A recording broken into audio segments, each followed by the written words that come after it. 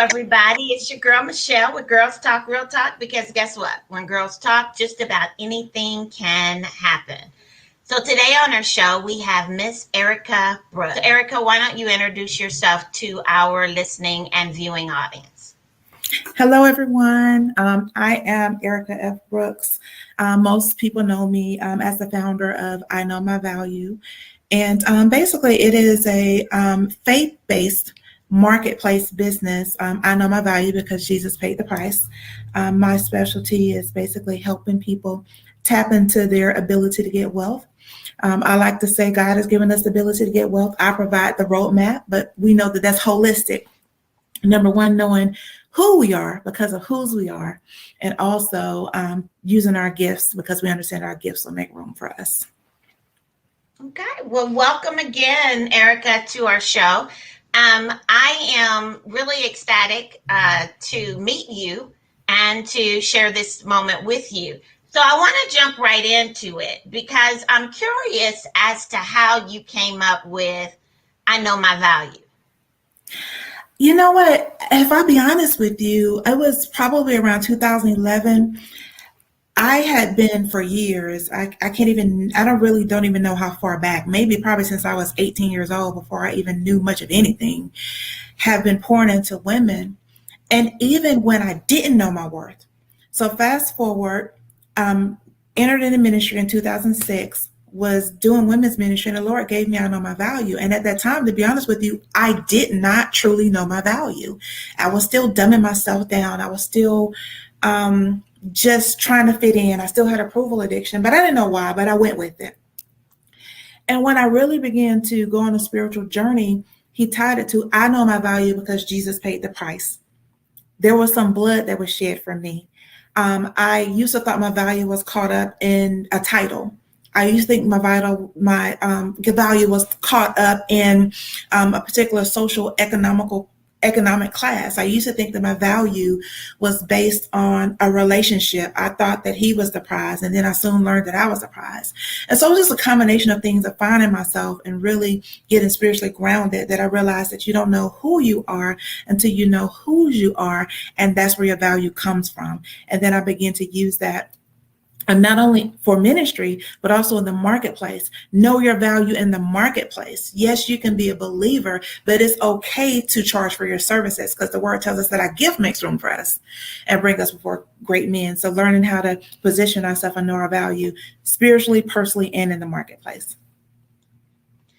That is awesome. I think so many people need to understand and know their value. My audience knows that I'm very transparent, and it took me several years to know and understand what knowing your value really means. To be able to get into that space, because we can know who we are and not know our value. And that is so very important. I shared with someone a while ago that there was a song on the radio. It was a song on the Sirius XM radio that I listened to in the car. And in the lyrics of the song, it says that I am to die for. And that stuck with me ever since I heard that. And so when I was talking to this individual, they was like, life is so difficult. It's so hard. I just don't understand why I have to go through all the things that I have to go through. And everybody keeps telling me the same thing about God doesn't put more on you than what you can bear. And they're going through all of that. And so I just let them finish talking. And I said, do you understand what God said about you when he stretched his arms, lowered his head, and died?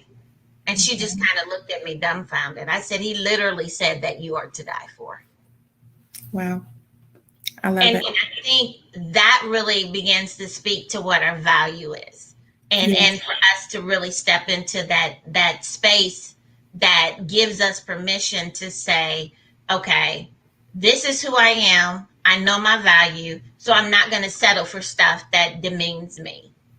Yes. I'm not going to allow people to say things about me that does not add value. I'm not going to treat myself as if I'm not valuable. Yes. And so in that, I think we have to begin to get into that Mhm. space to be able to see that as we maneuver our lives, as we go on this journey called life, that there are things that we will experience that will show us, okay, you're acting beneath your value. Mhm. And then there'll be other things that will begin to speak to us and tell us, okay, I need you to step it up because now I need you to realize that you're really worth more than what you're giving yourself credit for. So, in the work that you do in your organization, I know my value, and in the people that you work with, what are some of the tips or tools that you can drop for our listening and viewing audience for them to begin to step up to the plate and understand the importance of knowing their value? I would say the first tool and tip is to really know who you are. And when I say know who you are, sometimes we don't know who we are outside of a title. Sometimes we don't know who we are outside of, and not just a career title, it could be outside of being a wife, outside of being a daughter, outside of being a mother. So, who is Erica? Who is Michelle without all of the hoopla? Who are you without the accolades, without the degrees? When I first identify who you are and understand that your value is not based on what the world says is success. Your value is not based on somebody else's, definition. Maybe, as a child, some things were said because of this, and that. There was some comparison, and you based your comparison on my sibling was a straight A student and I was a C student, or I struggled. So first, identifying who you are without all the accolades, and that's who you are spiritually. Because as I mentioned earlier, until you know who you are, you don't know who you are. That would be tip number one. In addition, when you determine who you are, then determine, what do I stand for? What are my core values? And when you really know your value, you will begin to set boundaries, because you understand, because I am important, I know my value, then I can't allow people to treat me any kind of way. And I believe that many times we have, when we didn't know our value, we have accepted something that was unacceptable. We have settled for maybe a condescending manager. Maybe we've settled for relationships that we knew that didn't align with our purpose and were just someone that was sucking the life out of us. So being able to set healthy boundaries, and not only that, stick to those boundaries. Also, when we're a part of that is also not allowing someone to tell you who you are not. Let the Bible be the guide. I am fearfully and wonderfully made. I am the head and not the tail. I am above and not beneath. I am blessed going in and blessed going out. I'm a royal priesthood. Go to the source to determine who you are. And as it relates to the marketplace, I would say knowing your value is going back to scripture. Your gift will make room for you and bring you before great men. That also means making room for you in the marketplace. So think about when you needed products and services and you invested in that product and you invested in that service. Why do you think that your gift is not worth investment? Why do you think, because you are a believer that and you are a giver, that you have to give everything away? You've already sown your time. You've already sown your resources. You've already sown so many different things. So know that you can put a price tag on that thing that's going to open the door and make room for you. And you don't have to be guilty about it. Knowing your value is also protecting one of the biggest assets that we have, is the commodity of time. Mm-hmm. Time is something that we can never get back. That means that I no longer have to answer every phone call, because I have to balance it out. Maybe this is my rest time. Maybe this is my reset time. Maybe this is my self-care time. And so, tying in with that, and I'll end with this: self-care. When you know your value, you will put on your own oxygen mask first. We know the analogy, well, not the analogy, the analogy, I'll say that we use with the airplane. Put on your own oxygen mask before you help someone else. So when we know our value, we're not going to feel guilty when we say, you know what, my friend is having this event, but I know that I'm absolutely exhausted. Let me send a seed. Let me pray. Let me forward the flyer. Support can happen in different ways. It doesn't mean you always have to show up when you're already on E. And so when you truly know your value and you know who you are, you're going to be okay with taking care of yourself first. You're not going to jump in the pool. I used to call myself a first responder. I was always the person that, as people, I had a friend that said I would throw on my fire suit and I would be on go whenever someone called. Guess what? I wasn't mature enough to know that that person or that situation wasn't my assignment. And because I was a first responder, I was burnt out from something that God didn't even call me to help with. Because I was a first responder, I was given resources where God didn't have me plant. And I was saying, Lord, my harvest is not matching my seed. Why? Because I wasn't led to give. So when you really know your value, you will understand boundaries. You will understand balance, and you will take care of you first so that you can be more effective in taking care of others, whether it's your husband, your children, and being in purpose without being on zero. Oh, wow. Great tips. That was awesome. So I remember reading a Facebook post, and matter of fact, I kept the post. That said, I witnessed my mom live through a toxic and abusive marriage. Day by day, her husband chipped away at her, killing her spirit. God provided several ways of escape in a 40-year span, but fear of not being able to survive without him had its grip. She thought she could fix him. How many of us thought we could fix and change people in the name of love?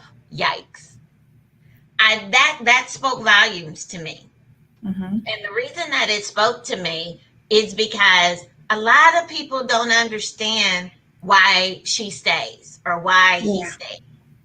And a lot of it plays right back into what you've been talking about already, knowing your value, Mm-hmm.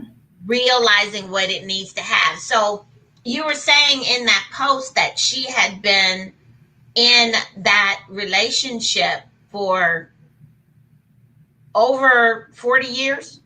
Yes. Okay, so that means that she was in that relationship while you were growing up. She's still in the relationship. Oh, wow. Okay, all Yes. right. So let's back up a little bit, because now this brings a whole new perspective to the conversation. Mm-hmm. Because not only were you a witness to what was going on, you developed emotionally, mentally, physically, spiritually, all of that during this period of time that you were in the household with them. So let's go back a little bit and talk about how did that play out for you? How did you determine who you were and what your boundaries were going to be in that type of situation, being raised in that type of household? I saw my mom. My mom was very nurturing. She would always, come in and tuck us in at night, peep in the middle of the night and, check on us. But although she loved on us and she told us that she loved us every day, that little girl in me saw my mother as weak because she didn't have a voice. No matter what he said, no matter how toxic, I didn't even know the word toxic was back then, no matter how toxic it was, no matter how hurtful it was, she never corrected him. She never spoke up. I didn't know anything about, I didn't grow up in church. I didn't know anything about spirits back then, but now knowing whenever he walked in a room, the atmosphere changed. It's almost like it dropped in a negative way. People didn't want to be around him because he had this, this aura of control. And it was, I think God, it was trauma, but I didn't know it at the time until you're out of it. Sometimes you don't know. It was, I remember probably early elementary, I remember physical abuse, where I remember him pushing my mom in the bed and her finger breaking back. And I think she sprained her finger, but never got medical attention because they would probably ask questions. I know that she has like something like something that looks like staples on her chin because, that was physical abuse. But even though it's from elementary, you can still see the scar. As we got older, it wasn't physical abuse. It was more verbal abuse. You couldn't talk unless you were yelling. Everything was almost like, this is my house. That's the way you try to command the space. Now, what I believe is, I'm 45. My mother has been married to him since I was 4, but he was never a father figure. Now I have four siblings. I mean, I have three. It's four of us. I have three siblings. They have my three siblings have the same father. I have a different father. He's none of our father. So what I believe is when my mom met him, he was in the military, she was in the projects, and you have four kids. He is your savior. He moved you out of the projects into a house, and he was able to do everything that he wanted to do, and she didn't leave, you know. And so just with the children, there was no boundaries with discipline, etc. And so for me, it was just, I would just say, oh my God, I would just feel like, where's your voice? You need to speak up. This is wrong. I was just waiting for her to show up, waiting for your foot to be put down, waiting for you to, we didn't care about the house. Children, sometimes we parents think that you care about this and that, but you really care about, say, we're afraid. I see how your spirit is like your almost like your countenance has changed because your insecurity. And so what I believe is because I saw my mother, although I love my mother, we were close to my mother, but I saw that as a weakness, that as instead of me running to abuse, as I got older, I was on the opposite spectrum where I had a zero tolerance. Although I knew that nobody's perfect, it's like one thing and I'm out. I had like zero tolerance. I also, I had my daughter when I was 23, and her father and I went our separate ways when she was 2. So I didn't date, or the only time I did date, rather, my daughter was at her father's house, or she was maybe with my sister or my best friend, because I didn't want to expose my daughter to men. And I really didn't want to get married because I grew up with a bully as a stepdad. And so I was really just almost like prejudging. I don't want to bring anyone around my daughter. So I absolutely didn't expose my daughter to men. And then there were opportunities that I could get married, but it was fear, of, is he going to be, of what I grew up with. Mm-hmm. And at the time, I didn't know why I would, when a relationship got too serious, I would break it off, or, guys would leave because they would say, well, you say I can't come over. I know you're seeing somebody. I said, no, I have a daughter. And even though my daughter may have been 4 at the time, 4-year-olds are very smart. They kind of know, this is Johnny, this is Joe, and this is somebody else. Exactly. So I just always, not that I didn't do whatever it is that I wanted to do, my child just wasn't involved in it. And I didn't get too serious because I really didn't want her to have a stepdad, because I had a bully for a stepdad. Now that I'm spiritually mature, I would now use the word warlock, because it was manipulation, it was control, it was toxic, it was abuse. It was, I didn't even know what a soul tie was. My mother was so soul tied. It is oppression. And you tried to keep us oppressed as well. So you couldn't even communicate effectively with the children, because it's supposed to be a package deal, but it was like jealousy, because my mom was nurturing. Whenever she, was like loving on us, it's almost like jealousy. Not almost, it was jealousy. And we're not in competition with you.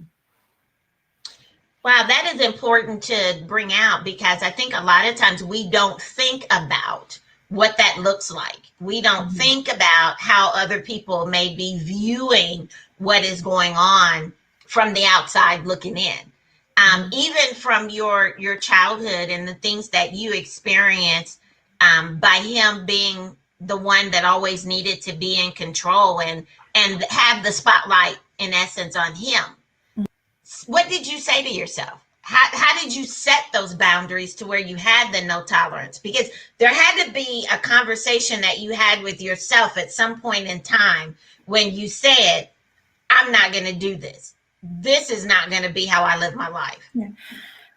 I just felt like, and I didn't, like I said, I didn't even know the word dysfunction, but I said, this is not what it is. This is for the birds. This is just not how it's supposed to be. It doesn't matter that, you've been married for so many years and you have this amount of children. I'm the person, if I had 20 kids, we're going to go to a homeless shelter, because this is not the way, that's supposed to be. So I just think that even as a child, I didn't even, like I said, I had no spiritual background, no spiritual maturity, but I believe God was speaking to me. And just, you said Holy Spirit, there's something in your intuition, something just didn't feel right. When you walk in a room, you get that negative vibe. I've got that not just from here, from other people as well, where it just didn't sit well. So as I got older, when I met people that had anger issues or control, I knew it was almost like a familiar spirit. I knew that I can't do that because I can't change him because X amount of years in, my mom is still in that situation, and that can lead to oppression, and I refuse to be oppressed. So you had said that you have other siblings, and in where do you fall in the line of you and your siblings? I'm the baby. I'm the baby too out of four. Yeah. So let's switch gears a little bit because it gives me a greater insight Mm-hmm. into how you came about the organization. Mm-hmm. Because now we get the backstory of how you ended up determining and how God used you to know your value. So you had Mm-hmm. mentioned that in 2011, God had given you that title. And Mm-hmm. even in the post, you had said in 2010, when God gave me the name I Know My Value, I didn't know why and didn't fully know my value.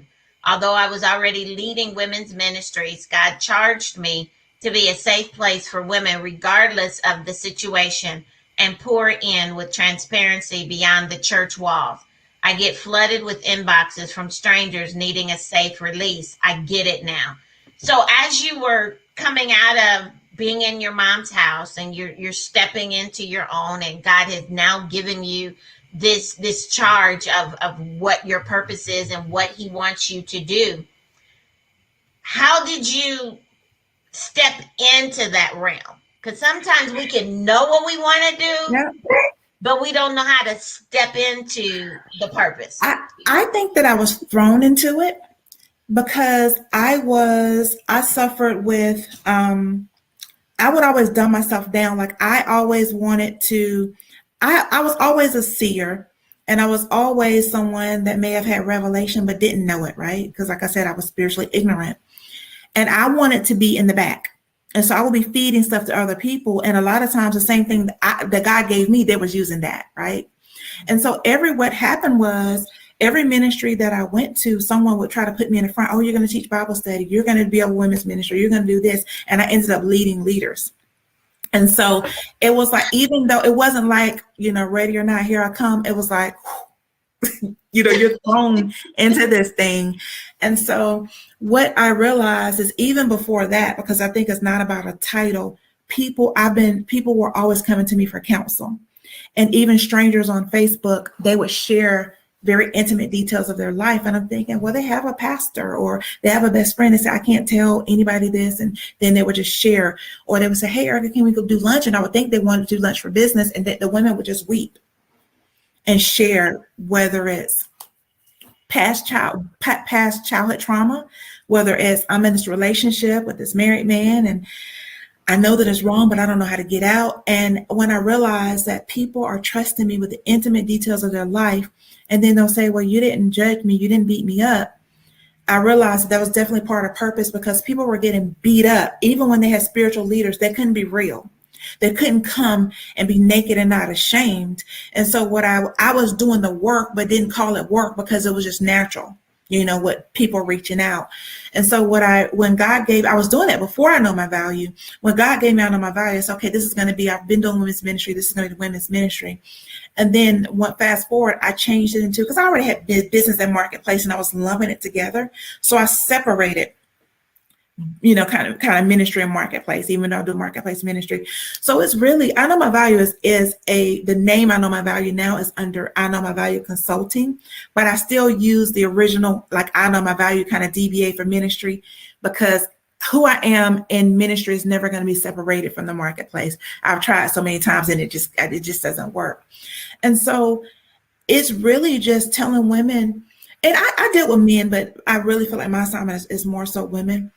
When somebody has done something and they're already broken, it is not my job to judge them. It is not my job to beat them up. You're already convicted and you need to release. It is my job to speak life into you. It is my life to, give you the word, old things have passed away, all things have become new. There's no condemnation for those that are in Christ Jesus. And now how can we get back to this state? And so part of, I believe, knowing your value and teaching people that is that you are not your mistake. You are not your decision. Yes, you may have done X, Y, and Z. However, you can recover. And so I believe that it has been I don't want to call it a ministry, but I'll say that it has been more of a movement of restoration, a movement of, it doesn't matter. People have been pulpit bullied. I've been pulpit bullied by me being very honest about my past. And what I want to tie this into my past. I believe that maybe those daddy issues, and just, not having that guidance. And he was so strict. You look at a boy, you got to be sleeping, just so strict. So when I got out the house, I got very promiscuous. And so I believe that because I can't even really talk to a boy on the phone. So it's like when you're free, there's nothing, no balance, no boundaries. I'm free now. I can do what I want to do. I left Columbus. I moved to Atlanta, and I'm going to have a hot girl summer, winter, fall, everything, you know. And so promiscuity. And so I've always been very honest about my testimony. I would say I was the woman at the well.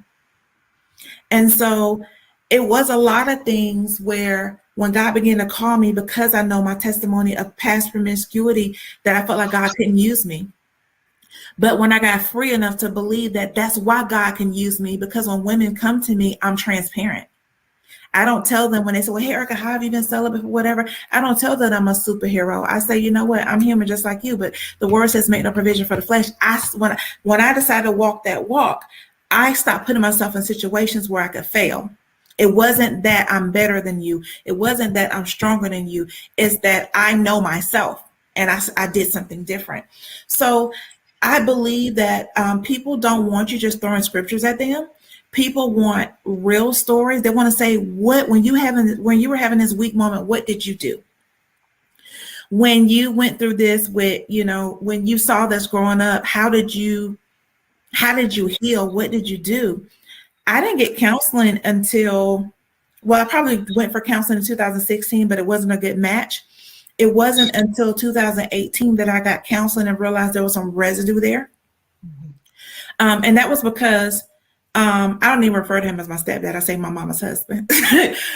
That's because my mama's husband had left and their house was paid off and he had put a second mortgage on the house. And so I felt like, he was just doing some very irresponsible stuff. And so I was in my hometown on Christmas and he showed up at my aunt's house and I began to confront him on different things because I'm in financial advising. So I was doing a life insurance policy. And then all of a sudden I just got very frustrated. And I said, how is it that I'm paying your life insurance and you have a wife and you don't even have insurance on your life? Because their policies lapse on paying, I'm doing the things that I felt like you should be doing as a man. You have VA, you have retirement, you have VA disability, the resources are there, plus the house paid off. That second mortgage could be probably $300, So I am feeling very resentful because you're there, my mama's serving you, and you've been gone for about 6 months, and you show up, and it's okay with her. And so I'm really irritated. And so that irritation, I had number one, when I was coming to my hometown, I didn't know I wasn't expecting to be there. But the simple fact that he was there, it was a trigger for me because she's over there serving him like, welcome home, like he's been there, whatever. No, you don't get to be gone for 6 months and call her every now and then or whatever. Then you show up at her sister's house on a holiday and she's fixing your plate. You slop down one plate and she brings you another plate. Oh my God, I was at 10. And then I'm over there writing life insurance. And then it triggered me. Wait a minute. And not only that, I'm paying your life insurance. And so and I began to just throw some things out. He was a cheater. I just said, okay, how, he said something this is what the trigger was. I'm about to buy a car. And he was explaining what kind of car he's going to get. And I was like, hold on, wait a minute. How is it that you can afford a car when you don't have insurance on your life to take care of your wife? And I'm paying your life insurance. I said, that makes no sense to me. And then I gave her the house or whatever. I said, no, you didn't, because you went and put a second mortgage on it. And my mom said he put a second mortgage on it, but what she don't know is I understand. I used to be a mortgage lender. You had to sign for it. So it wasn't like he did it on his own, right? You gave into that, right? And so he just was, saying whatever he needed to say. Mm-hmm. And then here's one thing that he said, Barbara doesn't know how to take care of a man. And I went slap off. And I said, she knows how to take care of a man so much that she sacrificed us taking care of you. I said, you were abusive. You came and went as you pleased. I said, you are a cheater. I just went down. I said, he's been in physical fights on my two brothers. You've been in fist fights on my brothers. I just went down a laundry list of stuff. But let's not forget, and I was just throwing stuff out there, throwing stuff out there, throwing stuff out there. And it was like, my aunts were like, it was like two aunts and my cousin. They were like, oh my God, because honestly, and it's so crazy, everybody has always acted afraid of him. God had given me a spirit of boldness in that moment. And then I was throwing, and then he dropped under his breath. He said, well, you can see, he dropped his head. And he said, you can say what you want to say. And then I just start bam, bam, bam, bam, bam, going down the line again. And then I said, now look me in my face, demon, and tell me that I'm lying. He literally got up, went all the way outside, like all the way to the end of the street. At that time, someone had dropped him off there. He couldn't even face me because it was kind of like facing giants. When people think of the Goliath, okay, this is a person has been, he's a cursor, he's aggressive, he's angry, he's whatever. Nobody has ever confronted him. And that was a clear sign of, in stature, you're bigger than me or whatever. But because nobody had ever confronted you ever, because people tiptoed around you, the spirit man in me rose up, and the demon in him fled. Now, this is what put me in a bad place with my mom. He went out there. I don't know how long he was out there, but then he came back to the slide door and said, hey, come here. And my mom went out there to see what he wanted. You didn't come over and say whatever to me. You were over there pretending like it didn't happen. And so to me, that was a weakness. You don't know how to confront the issue. Like, where did this come from? Are you good? Are you okay? But you're so soul tied. You're so oppressed. Even after all of that, which was true. I rose up because he disrespected you. You don't know how to take care. He's belittling you while you're serving him. And so I got in counseling because at that moment, I got very angry at my mother. It was probably midnight, and I was sitting up, and I said, okay, I'm about to go and land. I'm from Columbus, but it's about an hour and a half from Atlanta. And then no, you need to stay here. You don't need to drive home, hour plus. I said, no, I'm gone. And my mother came to the window. She was like, where are you going? And I was just staring at her. I couldn't say anything because I felt like I would be disrespectful because I wanted to say, you're so weak. Really? And so I went to counseling, and I withdrew from my mother because, honor. I wanted to be able to show honor. And I felt like that for so long, he's been able to talk to us any kind of way. He's been able to talk to you any kind of way. He's been able to do whatever he wanted to do. And in that moment, you stood over there in the kitchen like nothing happened, silent. When he called you, you went running out there like you always do. Don't come out here and try to make me stay. I'm not spending the night. I'm going home. And I've totally withdrew. But counseling gave me the freedom to withdraw, because people always say, well, that's your mother. Back in the day, that's what people did. They didn't leave, and they didn't talk about, trauma and abuse or whatever. You never know, her mother could have went through abuse or da, da, da, da, da. And so my counselor, her background was, she had an abusive background, and she talked about how her counselor told her that, and her mother was aware, and her mother didn't do anything. And she said her counselor gave her permission to withdraw because she felt anger and whatever. And so I was silent for about, I don't even know, honestly, I don't know the time frame. And of course, people came up against me, forgiveness. I said, I am a forgiveness, but honor. Would you rather for me to be disrespectful? Sometimes silence, and sometimes you have to set a boundary. So I said, my mindset, I was so angry. I said, that is your Lord, that is your God. And so I just had to get quiet, and I had to do some natural things I went deeply into self-care. I went on the 30, that was December 2018, I think. I went into deep self-care. I started getting massages like every other week. I started detoxing. I did a 31 day fast, and ends up I haven't went back to meat since. So I'm coming up on 3 years, meatless. And so just really giving myself permission to take care of me. It used to be a time that I couldn't even get a massage without my phone being on because I was that person that had to respond to everything. And so that was like that changing point when I realized you can't save someone who doesn't want to be saved. Before I Wow. relocated, I even got a home. I wasn't purchasing, but I moved to a bigger place to have enough space for my mom because I wanted that to be a safe haven. I said, if I move here, are you going to come? Yes. I'm paying way more money than I wanted to pay with just one child. She spent one night there in 6 months. By the grace of God, I was able to get out of that lease, and then I moved, to Atlanta. So what I realized, I've tried to run over there on lunch. Let me check on my mom. Let me see how she's doing. He's spending money like crazy. Let me make sure my mom has this, and that. The life insurance lapsed, so let me make sure I take, because something happens to him, make sure, she can still survive and still, go on. And hey, you want to come to Atlanta? Hey, and I was just constantly throwing a life raft, throwing a life raft. But here's the thing: what I realized, my mother has 3 surviving siblings. All of them have homes, and all of them have at least 2+ more extra bedrooms or bathrooms.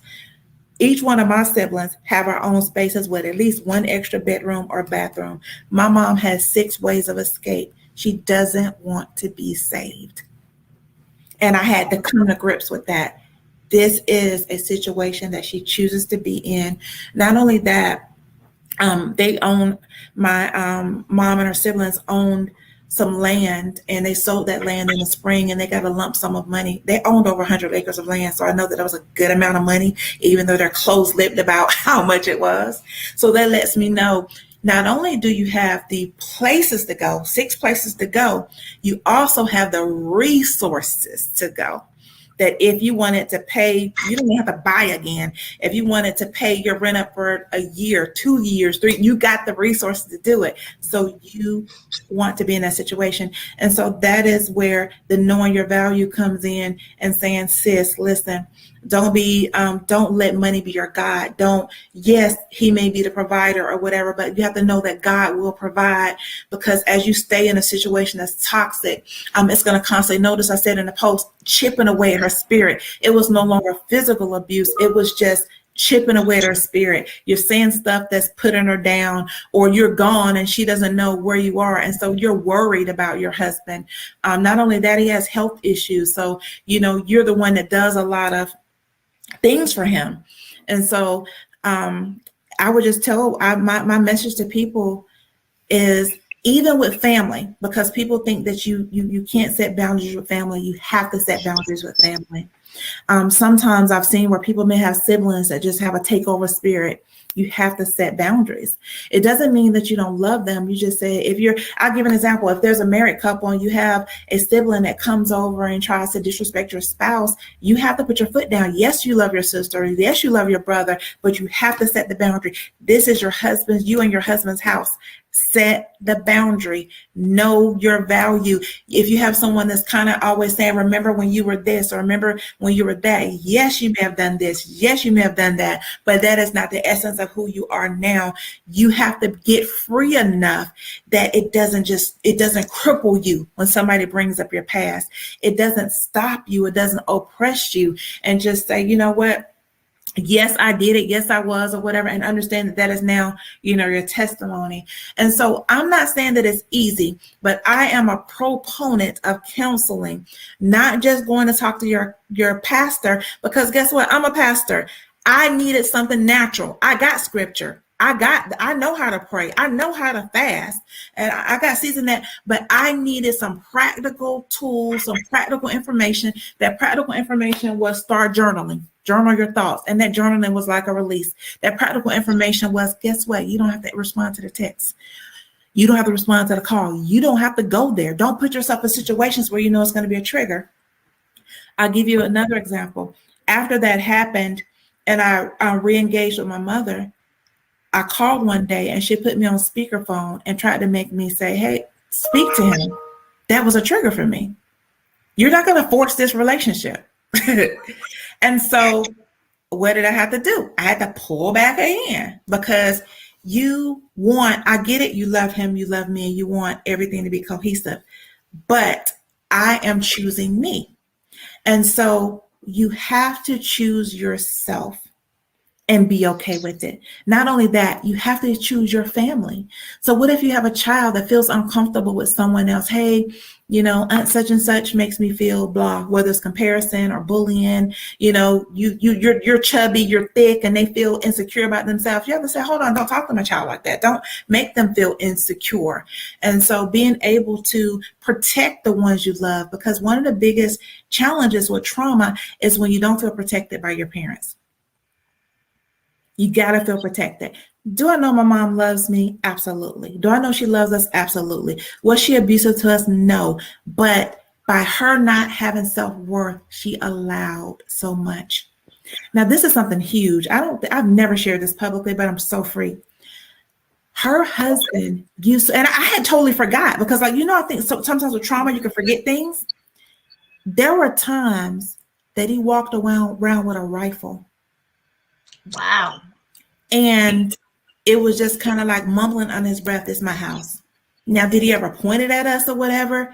But I didn't even think about it until maybe like 2 years ago, because I think God just blocked it in my memory that this man is walking around the house territorial with not a 22, not a handgun, but with a rifle. You walking in the hallway, you may walk past the living room, but you want to remind us that this is my house. About 2 years ago, I had a ex-boyfriend share something with me that I had no idea. I didn't date for the first time until I was in 12th grade. And there was one guy who could come over periodically. He told me the first time he came over and he was waiting for me to come to the door that her husband pulled a gun on him. Wow. He never told me that. And I'm 40, this was about 2 years ago.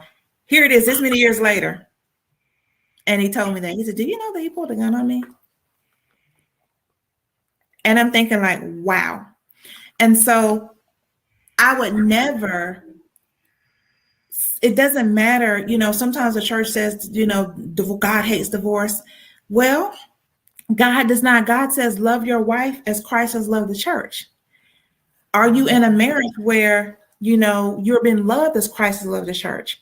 Christ is not going to physically abuse, Christ is not going to, in God, we're built up. We're not torn down. And so what I'm grateful for is, I'm not saying that I've arrived, but what I'm so grateful for is sometimes when people come out of toxic situations, they can run to that because they think that's the norm. But I'm so glad that I was able to escape and decide that even when I didn't know my value, and there are times that I've settled, but I did not, I have never been in an abusive relationship. And it's only by the grace of God. It's not that I've done everything so good. And when I saw signs, even when it was hard, I just was like, this just doesn't feel right. Let me trust that intuition. I wasn't even saying the Holy Spirit. Let me trust my gut. Something is telling me. And so I got out of those situations. And I've taught my daughter, the same thing. I now have a granddaughter, and my daughter doesn't allow anyone to keep her daughter. It's me, my childhood best friend, who's like a, aunt to her, or my sister. And so she's very protective as well. But I don't think her protection is more of a curse and fear. It's just now understanding why I didn't let my daughter spend the night certain places or whatever. I don't know what that household, not even thinking about like molestation or whatever, just thinking about, you don't know what's going on the other end. You don't even want the toxic behaviors for your child to be exposed to that and think that's the normal. Well, at their house, they can do this or they can do that, or no. I think that that's important. There's a couple of things that you brought up that I kind of want to tie back into, because it's very important that we realize that there are times when you have to love people from a distance. Mm-hmm. And it doesn't mean that you don't love them. So I don't want anybody to think, even in their own misguided thought process, that when we have to love people from a distance, it's because we've chosen ourselves. Mm-hmm. There's something in the midst of that is not healthy for me. And so I need to back up. I need to take a back seat to this relationship for this period of time, so that I can take care of me. Because something in me is being triggered. Something in me is unsettled. Mm-hmm. Something in me is feeling threatened. And so Mm-hmm. when I fit into that space, then that means I need to take a step back and I have to say, okay, let me go and do what the word of God says. Physician, heal thyself. Mm-hmm. Let me go and get the help and the support that I need to make sure that I'm making healthy decisions where I'm concerned. And Mm-hmm. then also you said something else that I thought was very, very key. Therapy is a good thing as long as you are matched up with a therapist that meets your specific needs. Mm-hmm. Every therapist is not for every patient. Mm-hmm. So if something in you says that this person is not right from you, they work for you, you don't work for them. Let them know, I don't think this relationship is working for me, and find you someone that it does work with. It Mm-hmm. doesn't diminish you in any way. What it does is it reiterates that you know what you need, and Absolutely. not everybody has the capacity to meet you at the point of your need and then take you where you need to go. I've done counseling myself, and I really believe that having that non-interested third party that does not Mm-hmm. have any skin in the game is Yes. a good thing, because they're coming from a different position than somebody who knows you, and they have something to lose or to gain based upon whatever the situation is. So that's always a positive thing. We as women have to realize that our value also speaks to our power. Mm-hmm. We have to maintain our own power. Mm-hmm. It's not about me diminishing anyone else. It's about me stepping into Mm-hmm. the space that identifies who I am, shows me my value, my worth, and my power, and then gives me permission to show up as my authentic self. Everything Mm-hmm. that I am and everything that I'm not, I have a right to show up as authentically as I possibly can. So I really thank you, Erica, for sharing that with our listening and our viewing audience, because what it does is it empowers people. You know, Mm-hmm. there is the poem by Marianne Johnson, My Greatest Fear. And in that poem, it has one very important part that has stuck with me every time I heard it. And I think the very first time that I heard it was on the movie Coach Carter. Okay. And at the end of it, it says, who are you not to shine? Wow. You know, it does not serve the world for you to shrink or to dumb yourself down in service to others. Because in you shining, you thereby give others permission to do the same. Mm-hmm. And I think that's the thing that we really have to begin to step into that space and to realize, because I'm a firm believer that by me living my purpose out loud and in living color, Mm-hmm. I instinctively give other people permission to do the exact same thing. I believe that. Yes. And so it makes a difference for us to be able to step into those spaces and to step into our reality. Yes, all of us have a past. Let's put that out there. Everybody has a past. Everybody has done things that they're not necessarily proud of. Everybody has gone through situations that they probably would not share in mixed company. Everybody has. But don't judge me by my last worst day. Yes. I love that. I love that. Michelle, may I share something? Sure. I know that I've shared it kind of in the context of what I was sharing, but I want to make it plain. It doesn't matter what happened to us, and I'm not minimizing whatever has happened to anyone, but healing is our responsibility. Yes. How long are we going to give that person, that situation, the power to control us? Right. The power for us to not to move forward, the power for us not to trust again, the power for us not to believe that we can be healed or God can do it for us, the power in believing that all relationships are blah, all families are dysfunctional. How long are we going to believe the lies of the enemy? The Bible tells us that Satan comes to kill, steal, and destroy. And so he's destroying families, he's destroying our thought pattern, but it is up to us to follow scripture. God came to give us life and life more abundantly, and it's up to us to live that abundant life. So what does that look like? It is seeking God's face. It's seeking wise counsel, which includes natural counseling. And I do believe it needs to be a neutral third party. Even if I'm not discounting, you can go to your pastor and leader, but it doesn't discount the need for professional counseling. And so when you decide to heal, because sometimes we think if we don't let go of that hurt or let go of that trauma, then it's saying that the person that caused it, that they're right. Or, we want to hold on to it like a Band-Aid, but we have to, get free. We have to be liberated. I don't believe that I could be effective in ministering and encouraging people, woman, man, boy, child, if I did not eat my own medicine, if I did not take my own advice.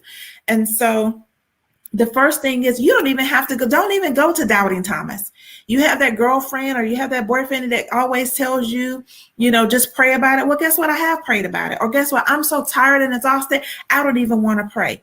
So you need to do what you're led to do and what you are instructed to do. And don't say that something doesn't work if you haven't tried it. And so it is just super important to take charge of your future, take charge of your next, and be whole. That is so very, very important. Because if you don't take charge and live your life, who is? Mm-hmm. There's a difference between existing and living. Absolutely. I can exist in the midst of the mess, but when I live with the fullness of who God created me to be. And so I'm a firm believer in stepping out there. And look, nobody in my family has been on the radio, has a podcast, or I'm an author, is an author. Yes. If I would have allowed the limitations that are the natural course of family to be the reason why I did not step into those spaces, we wouldn't be having this conversation today. Absolutely. I love it. That is one of the most important things, that we begin to challenge ourselves and give ourselves permission to live our best lives now. Because like you said, God created us to live and to live abundantly. So it is up to us to determine what that abundance looks like as we live out our purpose, because we never know if our purpose is the answer to someone else's life question. And if you never discover your purpose, they will never have their question answered. Wow. I love it. You know what, Erica? It has been a pleasure speaking with you and conversating with you. So why don't you tell our listening and viewing audience how to get in touch with you if they would like to get in touch with you? Okay, you can find me on Facebook on a personal page, Erica with a C, Erica F Brooks. A business page, I Know My Value, and it's spelled exactly how it sounds. My email address is Erica, ERICA, at iknowmyvalue.com. I am a licensed financial consultant, so insurance, investments, and also business development. And of course, if you need just empowerment to know your worth, know your value, then I am your girl. Thank you so much for being on the show today and for sharing your wisdom and giving those tips and tools that people will be able to utilize in their own lives. So everybody, this is your girl, Michelle and Erica with Girls Talk Real Talk, because when girls talk, just about anything can happen. So join us again next week for another fantastic show. We'll talk to you later. Bye-bye.